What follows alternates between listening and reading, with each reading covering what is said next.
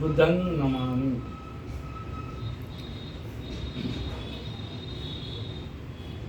आजकल अनेक पेरेंट्स की शिकायतें रहती है अपने बच्चों के बारे में। अनेक पेरेंट्स, अनेक माता पिता हमारे सामने एक शिकायत लेकर आते हैं। कुछ माता पिता फ़ोन पे शिकायतें करते हैं, कुछ माता पिता विहार में आते हैं, कुछ माता पिता तो रोते हैं हमारे सामने बैठ के। बनते जी बच्चे बहुत बिगड़ गए, सुनते ही नहीं है बच्चे, कोई बात नहीं सुनते, बहुत जिद करते, बहुत परेशान करते, क्या करें क्या करें। रोते हैं कुछ पेरेंट्स, बच्चे बहुत तंग करते, बहुत परेशान करते, क्या करें। तो मैं उन्हें कहता हूँ, हाँ बैठो इधर बैठो। तो मैं उन्हें कहता हूँ, जब बच्चे बिगड़ते हैं तो उसमें कुछ दोष माता पिता का भी है। इधर आ जा। कुछ दोष माता पिता का भी है। बच्चे सुधर सकते हैं। भारत देश महापुरुषों का देश है ना, अनेक महापुरुष हुए अपने देश में। भारत देश बुद्धों का देश, अरहंतों का देश, बोधिसत्वों का देश, साधु संतों का देश, महापुरुषों का देश है। अनेक महापुरुष हुए हैं। तो कुछ बातों की तरफ ध्यान दिए माता पिता, तो आपके बच्चे भी महापुरुषों के सद्गुणों से संपन्न हो सकते हैं। यानी उनकी बराबरी करेगा ऐसा नहीं कहता मैं, लेकिन महापुरुषों के जो सद्गुण है उनमें से कुछ ना कुछ सद्गुण आपके बच्चों में भी आ सकते हैं। तो उसके लिए क्या करना चाहिए? सबसे पहले बच्चा आपके पेट में आने के पहले कुछ नियमों का पालन करना है। नंबर 2, जब बच्चे आपके पेट में है उस समय। और नंबर 3, बच्चों का जन्म हो गया, आगे बच्चे दुनिया में उस समय की। और बैकेंड एक्सप्रेस। तो सबसे पहले बच्चे पेट में आने के पहले क्या नियम का पालन करना चाहिए? जैसे बुद्ध और उनका धम्म ग्रंथ यहाँ पर है। लेखक बोधिसत्व डॉक्टर बाबा साहब अम्बेडकर। इस ग्रंथ के पहले खंड में पहले ही भाग में लिखा हुआ है, लेखक बाबा साहब है। पहले खंड में पहले भाग में लिखा हुआ है कि सिद्धार्थ गौतम बोधिसत्व, जब सिद्धार्थ गौतम बोधिसत्व बने उस समय उनका नाम क्या था? सुमेध नाम था। जब बोधिसत्व बने सिद्धार्थ गौतम, उनका नाम सुमेध था। तो इस ग्रंथ के पहले खंड में लिखा हुआ है कि सुमेध बोधिसत्व यानी सिद्धार्थ गौतम, सिद्धार्थ गौतम की जन्मदात्री माँ का नाम क्या है? महामाया। तो सिद्धार्थ गौतम महामाया के पेट में आने के पहले महामाया को जाकर पूछते हैं सपने में कि मैं अपना अंतिम जन्म पृथ्वी पर लेने वाला हूँ, क्या तुम मेरी माता बनना पसंद करोगी? तो महामाया ने कहा हाँ, खुशी से, बड़ी प्रसन्नता से। अभी इसके पहले के वीडियो में मैंने बताया ना, आप लोगों ने सुना है ना कि अगला जन्म कहाँ लेना अपनी इच्छा पर निर्भर है। हम अपने इच्छा से जहाँ चाहे वहाँ अगला जन्म ले सकते हैं। तो मिलिंद प्रश्न ग्रंथ में भी नागसेन भद्र जी कहाँ जन्म लेने का उन्होंने पहले निश्चय किया और वहाँ पर जाकर जन्म लिया। तो सिद्धार्थ गौतम जन्म लेने के पहले महामाया को जाकर पूछा सपने में कि आप मेरी माता बनना पसंद करोगी? उसने कहा बड़ी प्रसन्नता से। तो महामाया के घर में प्रवेश किया। क्यों महामाया को क्यों चुना सिद्धार्थ गौतम ने? इस समय नागपुर शहर में महिलाओं की संख्या कितनी है बताइए?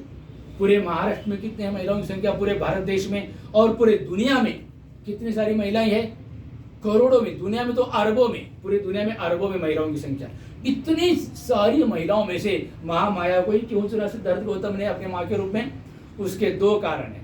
2 में से एक कारण यह है कि इस समय यानी उस समय जब सिद्धार्थ गौतम महामाया के पेट में जन्म ग्रहण किया, पेट में गर्भ प्रवेश किया, उस समय पूरी दुनिया में जितने भी महिलाएं थी ना, तो सबसे ज्यादा सद्गुणी महामाया थी। सभी सद्गुणों में संपन्न, सबसे ज्यादा सद्गुणी, सबसे ज्यादा शीलवान, सबसे ज्यादा विनम्र, सबसे ज्यादा सेवाभावी, सबसे ज्यादा संयमित जीवन जगने वाली, सबसे ज्यादा लोगों के प्रति मैत्री, करुणा, प्यार, सद्भावना, यानी सारे के सारे दुनिया के सभी सद्गुणों में सबसे टॉप लेवल पे महामाया। इसलिए जो भी महिला चाहती है कि मेरे पेट में भी ऐसा बच्चा जन्म हो, हमारे घर में ऐसा बच्चा जन्म हो, तो उस माँ को, उस महिला को सद्गुणों में टॉप बनना पड़ेगा। बहुत बड़े संग्रह में सद्गुणों, बहुत बड़ी मात्रा में सभी प्रकार के संस्कार, इंद्रिय संयम, क्रोध, द्वेष, दुर्भावना, मत्सर, ईर्ष्या बिल्कुल नहीं, दुर्गुण कुछ भी नहीं, कोई दुर्गुण नहीं, सद्गुण ही सद्गुण, और वो बहुत बड़ी मात्रा में आपको बनना पड़ेगा। जो भी माँ चाहती है ऐसे बच्चे तो।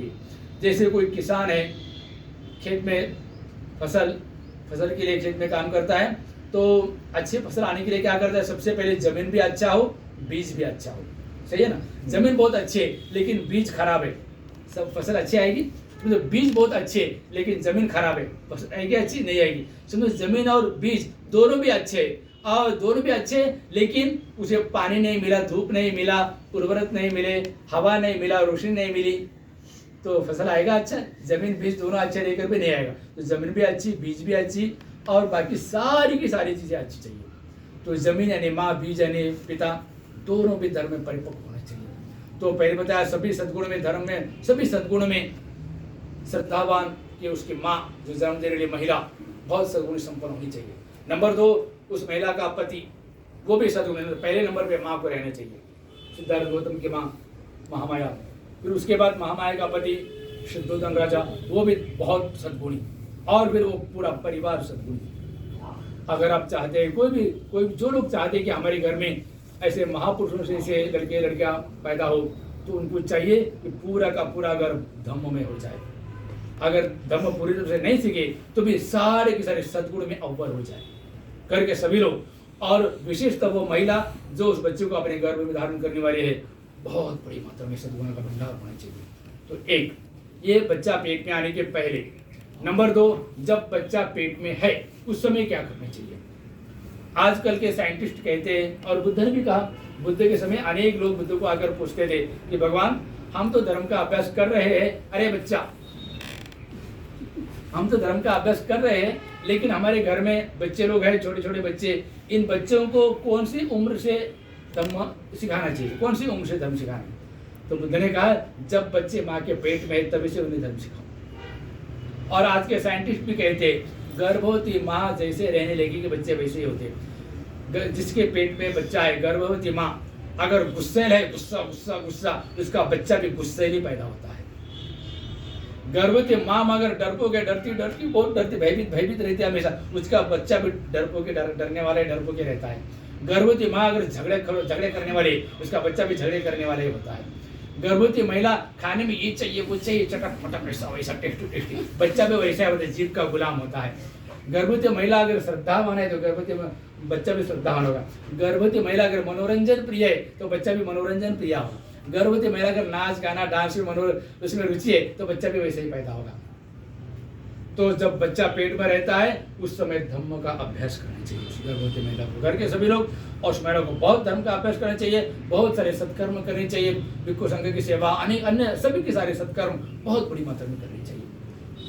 बच्चा पेट में आने के पहले और बच्चा पेट में रहे तब क्या करना चाहिए।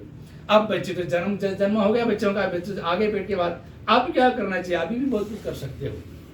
जैसे आपने सर्कस देखा है ना, सर्कस में कौन से प्राणी रहते हैं, बाघ, शेर, हाथी। अभी मैं सुना हूँ किसी ने मुझे कहा कि अभी सरकार ने कोई नियम बनाया कि अभी सर्कस में बाघ, शेर, कोई जंगली जानवर को नहीं रख सकते, ऐसा कोई नियम बनाया, ऐसा मैं सुना हूँ। ठीक है, कोई बात नहीं, लेकिन कुछ वर्ष पहले तक तो आप अपने आंखों से देखिए ना, सर्कस में आप देखिए ना अपनी आंखों से, बाघ, शेर, हाथी, अनेक प्रकार के प्राणी। हाथी सूंड में ब्रश पकड़कर चित्र निकालता है। हाथी वो शंकर की पिंड की पूजा करता है ना। हाथी सूंड में हैंडल पकड़कर सामने के 2 पैरों से पैडल मारता है, वो चपटी 4 पहिए वाली रिक्शा गाड़ी चलाता है। हाथी फुटबॉल खेलता है, बराबर सामने गोल है, किक मार के फुटबॉल को बराबर गोल में भेज देता है। हम खुद अपनी आंखों से देखें। बाघ, शेर, टाइगर, लायन आग के चक्कर में से जंप करते हैं, स्टूल पर खड़े रहते हैं, 2 पैरों पर खड़े रहते हैं, अलग अलग प्रकार के खेल करके दिखाते हैं। उन जंगली जानवरों से, हाथी, शेर जंगली जानवर है ना, उन जंगली जानवरों से ये सब खेल कौन करवा लेता है, सर्कस का मास्टर है ना। तो सर्कस के मास्टर को कहो अब हमारे साथ जंगल में चलो और जंगल में जो बाघ, शेर, हाथी, चीता, भालू है उनसे खेल करवा के दिखाओ। दिखा पाएगा? जंगल के प्राणी इस मास्टर को फाड़ के खा जाएंगे। ऐसा क्यों? क्योंकि सर्कस में जो प्राणी है उन्हें बचपन से ट्रेनिंग दी गई, इसलिए वो सुधर गए। और जंगल के प्राणियों को बचपन से कोई ट्रेनिंग नहीं दी गई, इसलिए वो जंगली ही रह गए। पुलिस के कुत्ते गुनहगारों को खोज निकालते हैं, बम रखा हुआ बम को खोज निकालते हैं। उन पुलिसों को कहो ये जो गली के कुत्ते हैं, इन गली के कुत्तों को ले जाओ और गुनहगारों का बम का खोज करो, खोज कर निकालो। संभव है? नहीं हो पाएगा। क्यों? क्योंकि गली के कुत्तों को कोई ट्रेनिंग नहीं दी गई और पुलिस के कुत्तों को ट्रेनिंग दी गई, मिलिट्री के कुत्तों को ट्रेनिंग दी गई। जो घर पे पाले वाले कुत्ते, घर पे कुत्ते पालते ना अनेक लोग, उन्हें ट्रेनिंग दी गई। हम जैसा सिखाया वैसा सीखते हैं। इसका मतलब क्या, बचपन से अगर ट्रेनिंग दी जाए तो जंगली जानवर सुधरते, पालतू जानवर भी सुधरते। पुराने जमाने में युद्ध में हाथी घोड़ों का इस्तेमाल किया करते थे। वो हाथी घोड़े अपने सैनिकों की मदद करते हैं, सेवा करते हैं, काम करते हैं और शत्रु सैनिकों को मारते हैं वो हाथी घोड़े भी। यानी जंगली जानवरों को ट्रेनिंग दी जाती है। वजनदार सामान ले जाने के लिए आजकल तो क्रेन है, ट्रक है, लेकिन पुराने जमाने में हाथी के मदद से वजनदार सामान यहाँ से वहाँ ले जाते थे। और वो बंदर मदारी वाला आता था ना कुछ साल पहले, गली गली घूमकर अनेक प्रकार खेल करके दिखाता था, वो बंदर खेल करता था। और आजकल तो इंटरनेट है, पोस्ट ऑफिस है लेटर भेजने के लिए, पत्र भेजने के लिए, लेकिन पुराने जमाने में पोस्ट ऑफिस नहीं था, इंटरनेट तो था ही नहीं, पोस्ट ऑफिस भी नहीं था, तो पत्र कैसे भेजते थे, पत्र लिखकर कबूतर को देते थे, और कबूतर पत्र ले जाके दे, तो कबूतर वहां पत्र ले जाके देता था। आपने गाना भी सुना होगा, कबूतर जा जा जा, पत्र ले जाके कबूतर भी देता है। और आज भी हम सुनते हैं, अखबार में पढ़ते हैं ना, जासूसी कबूतर किसी देश ने भेजा है वगैरह वगैरह, है ना। तो इसका मतलब क्या, बचपन से अगर ट्रेनिंग दी जाए तो जंगली जानवर भी सुधरते हैं। तो ये तो इंसान के बच्चे क्यों नहीं सुधरेंगे, जंगली जानवरों के बच्चे हो या पालतू जानवरों के बच्चे हो या पक्षी हो, वो भी सुधरते हैं। तो इंसान के बच्चे क्यों नहीं सुधरेंगे, ये भी सुधरते हैं। वो जंगल के जानवरों को कोई ट्रेनिंग नहीं दी गई, वो जंगली रह गई। ये गली के कुत्तों को ट्रेनिंग नहीं मिली, वो जंगली रह गई। तो बचपन से ट्रेनिंग मिलनी चाहिए। आप ट्रेनिंग नहीं दी तो अपने बच्चों को तो कैसे सुधरेंगे, बिगड़ेंगे बच्चे, बिगड़ सकते हैं। एक बात और याद रखो, अंगुलीमाल 999 लोगों की हत्या किया और हजारों पशु पक्षी की हत्या की, लेकिन जब बुद्ध के संपर्क में आया तो धम्म सीखकर अरहंत हो गया। इसका मतलब क्या, उसके अरहंत होने की क्षमता थी अंगुलीमाल में, अरहंत होने की गुणवत्ता उसमें थी, क्षमता थी, लेकिन उसे गलत रास्ता मिला, वो डाकू हत्यारा बन गया।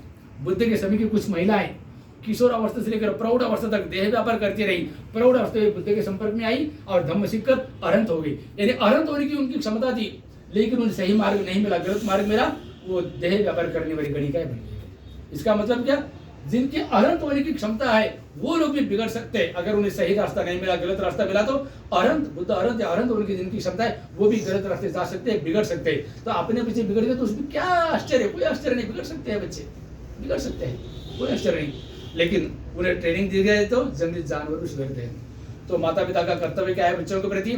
आजकल के माता पिता को पूछो आपका क्या कर्तव्य है, तो आजकल के माता पिता क्या कहेंगे, क्या कर्तव्य हमारा, अन्न वस्त्र निवारा, 3 मूलभूत गरजे, और स्कूल कॉलेज की पढ़ाई दो और बर्थडे साजरा करो, सेलिब्रेट करो। इतना ही नहीं, माता पिता के 5 प्रमुख कर्तव्य रहते बच्चों के प्रति। पहला कर्तव्य, बच्चों को धर्म सिखाओ। धर्म यानी बुद्ध की शिक्षा। लेकिन बच्चों को धर्म सिखाने के लिए पहले माता पिता को सीखना पड़ेगा। माता पिता ने एक शब्द ही नहीं सीखा धर्म का, बच्चों को क्या सिखाएंगे।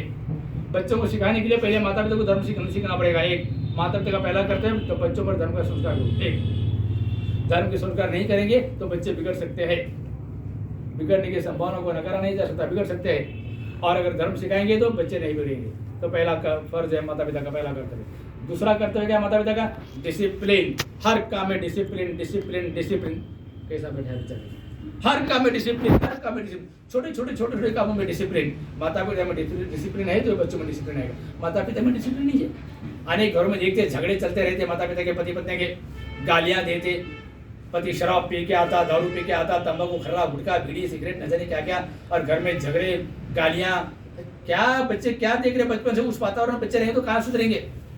बच्चों को डिसिप्लिन, तो माता पिता में डिसिप्लिन चाहिए, हर काम में डिसिप्लिन, छोटे छोटे काम में डिसिप्लिन, हर एक काम में। तीसरा कर्तव्य माता पिता का, बच्चों का कितना लाड़ करना चाहिए पता होना चाहिए। ज्यादा लाड़ नहीं करना है बच्चों का, ज्यादा लाड़ नहीं करना है। जितना ज्यादा लाड़ करोगे उतना ज्यादा बिगड़ेंगे बच्चे। लाड़ करना जरूरी है लेकिन एक लिमिट में। जब भोजन जरूरी है लेकिन एक लिमिट में। 4 रोटी खाने वाला कहेगा आज मैं 40 रोटी खाऊंगा, नहीं खा पाएगा, जबरदस्ती खाएगा तो एडमिट करना पड़ेगा अस्पताल में। 4 रोटी खाने वाला कहेगा मैं आधे ही रोटी खाऊंगा, तो दुबला पतला हो जाएगा, बीमार हो जाएगा, अशक्त हो जाएगा, कमजोर हो जाएगा, काम नहीं कर पाएगा। उसी तरह दवाई, कोई बीमार हो गया, डॉक्टर ने दवाई लिखी थी, 2 गोली सुबह 2 गोली शाम को, रोज के 4 गोली लिखी थी डॉक्टर ने। कोई पेशेंट कहेगा मैं आज 50 गोली एक साथ ले लेता हूँ, मरेगा या जिंदा बचता एडमिट करना पड़ेगा। डॉक्टर ने 4 गोली लिख लेगा, सुबह 2 शाम को 2, मैं इसमें आधी गोली लूंगा, तब ठीक नहीं होगी। दवाई जरूरी है, भोजन जरूरी है, लेकिन एक लिमिट में चाहिए। उस तरह बच्चों का लाड़ करना आवश्यक है, लेकिन एक लिमिट में लाड़। ज्यादा लाड़ में बच्चे बिगड़ते हैं, कम लाड़ में बच्चे बिगड़ते हैं। ज्यादा लाड़, जो माता पिता बच्चों के हाथ में मोबाइल देते हैं ना, वो फालतू लाड़ है, बच्चे बिगड़ते हैं। बिल्कुल मोबाइल नहीं देना, ब्रेन खराब, आंखें तो खराब होती है मोबाइल से, ब्रेन खराब होता है, ब्रेन, और मेंटेलिटी बिगड़ती है, मानसिकता बिगड़ती है। ब्रेन, मेंटेलिटी और आंखें बिगड़ती है, चिड़चिड़े बनते हैं बच्चे। मोबाइल बिल्कुल नहीं। बाहर की चीज़ें खाने के लिए chocolate, ice cream, kulfi, Pepsi, panipuri, आलू चिप्स, न जाने क्या क्या बाहर की चीज़ें खाते, बिल्कुल नहीं। बाहर की कोई चीज़ नहीं खाना, घर में जो भोजन बना वही खाना है। वीडियो गेम, मोबाइल गेम खेलते हैं बच्चे, बिल्कुल नहीं। कार्टून देखते हैं बच्चे, बिल्कुल नहीं। आना वैसे फालतूरा नहीं करना है और बच्चों को बांध के नहीं रखना है। अनेक माता पिता बच्चों को बांध के रखते हैं, रस्सी से नहीं, टाइम टेबल से। सुबह 6-7 बजे से लेके शाम के 7-8 बजे तक school college tuition classes, school college tuition classes. अरे बच्चों को खेलने को समय, उनका बचपना खो रहा है ना, बचपना गायब हो रहा है उनका। बचपना का उनके इस्तेमाल करें दो, उनको खेलने के लिए समय मिलना चाहिए। बच्चों को 24 घंटों में से कम 3 घंटे खेलने के लिए मिलना चाहिए, कम से कम 3 घंटे। मोबाइल गेम नहीं, वीडियो गेम नहीं, मैदानी खेल, क्रिकेट खेलो, फुटबॉल खेलो, कबड्डी खेलो, खो खो खेलो, running, swimming, cycling, badminton, volleyball, tennis, ये करो। शरीर में से पसीना निकलना चाहिए, ठंड के दिनों में भी पसीना निकल चाहिए, लड़के हो या लड़कियां हो, 3 घंटे शरीर में से पसीना बहाना चाहिए। मैदान में खेलो, अगर 3 घंटा खेलना चाहिए। अगर कभी किसी कारण से 3 घंटा संभव नहीं है तो 2 घंटा, वो भी संभव नहीं है किसी कारण से तो कम से कम 1 घंटा तो मिलना ही चाहिए। 3 घंटा समय मिले तो बहुत अच्छा। और अभी मैंने बच्चों को पूछा फ्रेंड कौन है, तो क्या पता नहीं किस किस का फ्रेंड नाम बता रहे थे। बच्चों को अगर पूछा जाए तुम्हारे बेस्ट फ्रेंड का नाम क्या है, तो my parents are my best friend, ये जवाब आना चाहिए। सभी माता पिता अपने बच्चों के बेस्ट फ्रेंड बनो। अगर बच्चों को पूछे तुम्हारा बेस्ट फ्रेंड कौन, तो मेरी माँ, मेरे पापा, मेरे बेस्ट फ्रेंड, ये जवाब आना चाहिए। क्यों नहीं बताया उन्हें आपका नाम? अभी मैंने पूछा इनको आपका बेस्ट फ्रेंड कौन, तो उन्हें आपका नाम क्यों नहीं बताया, मम्मी पापा का नाम क्यों नहीं बताया इन्होंने? अरे इसका मतलब आपने फ्रेंडशिप शायद नहीं किया बच्चों से, तो अभी करो फ्रेंडशिप, बेस्ट फ्रेंड बनो अपने बच्चों की। ये तीसरा। और चौथा, जैसे आज मेरे सामने आप लोग बैठे हो ना, हर रोज माता पिता बच्चों को लेके कम से कम आधा घंटा बैठना चाहिए। स्कूल का पाठ्यक्रम सिखाया जाता है बच्चों को, लेकिन बच्चों को बुद्ध कौन सिखाएगा, अम्बेडकर कौन सिखाएगा, कबीर कौन सिखाएगा? तो घर में महापुरुषों की ओरिजिनल साहित्य लाओ, ओरिजिनल, आज अपने देश में बहुत मिलावट हुआ, ओरिजिनल ग्रंथ लाओ और ओरिजिनल बच्चों को सिखाओ कम से कम आधा घंटा। ये चौथा। और पांचवा, बुरे कामों के प्रति बच्चों के दिल में घृणा उत्पन्न कर दो। कोई भी बुराई, गंदी चीज, कोई भी गलत कामों के प्रति घृणा उत्पन्न कर दो, यानी गलत रास्ते पर जाएंगे ही नहीं बच्चे। ये 5 काम। पहला, धर्म के संस्कार। Number 2, discipline. नंबर 3, बच्चों से फ्रेंडशिप करो, बच्चों को डांटना नहीं है और बच्चों को खेलने को समय मिलना चाहिए। नंबर 4, बच्चों को घर में रोज धम्म सिखाओ, महापुरुषों की शिक्षा दो घर में। और 5वां, बुरे बातों के प्रति घृणा उत्पन्न करो, तो बच्चे आपके करते, तो बच्चे कौन से रहेंगे? तो याद रखना, बच्चों को डांटना बिल्कुल नहीं, बच्चों को डांटना बिल्कुल भी नहीं। याद रखो पेरेंट्स, मम्मी पापा, बच्चों को डांटना बिल्कुल नहीं, मारना तो नहीं, डांटना भी नहीं, बच्चों को बिल्कुल नहीं डांटना है। क्यों नहीं डांटना है? अखबार पढ़ते हो आप?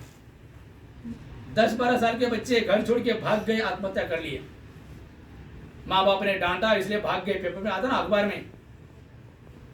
जवान लड़के लड़कियां भाग जाए तो हम अंदाज लगा सकते कि शायद उनकी लव स्टोरी होगी, प्रेम कहानी होगी, भाग गए लड़का लड़की। लेकिन 10-12 साल के बच्चों की कोई लव स्टोरी नहीं रही थी, वो लोग भी भाग जा रहे, आत्महत्या करते। इसलिए बच्चों को डांटना नहीं है, फालतू लाड भी नहीं करना। हाँ, कभी कभार अगर बच्चे बहुत ही मस्ती करते हैं, सुनते नहीं है बात, बहुत जिद करते किसी बात के लिए, तो डांटने की एक्टिंग कर सकते हो। जैसे सिनेमा देखते हो ना, सिनेमा में मारामारी रहती है, फाइटिंग रहती है, मर्डर रहता है, धमकियाँ रहती है, वो सही से रहती है क्या? सिर्फ एक्टिंग रहती है। तो कभी बच्चे अगर मस्ती करते हैं तो बच्चों को डांटने की एक्टिंग कर सकते हो, सिर्फ एक्टिंग, सचमुच में डांटना नहीं। और उसके बाद तुरंत बच्चों को पास लेके सॉरी बच्चा, सॉरी, ऐसा कहना चाहिए। तो जो भी हो, घर का वातावरण हमारा धम्म में, बाबा का स्वप्न था सारा भारत बुद्धमय धम्म में होना चाहिए। हम कम से कम अपने घर को तो बुद्धमय धम्म बनाएं। तो इतना कहकर, तो ऐसा करेंगे तो आपके बच्चे सुधरेंगे, गलत रास्ते नहीं जाएंगे, और बच्चे सुधरेंगे तो बच्चों का कल्याण, आपके परिवार का कल्याण और समाज का, देश का बहुत मंगल करेंगे बच्चे। तो इतना कहकर आप सबको मंगल कामना करते हुए मैं यहीं पर रुकता हूँ। आप सबका खूब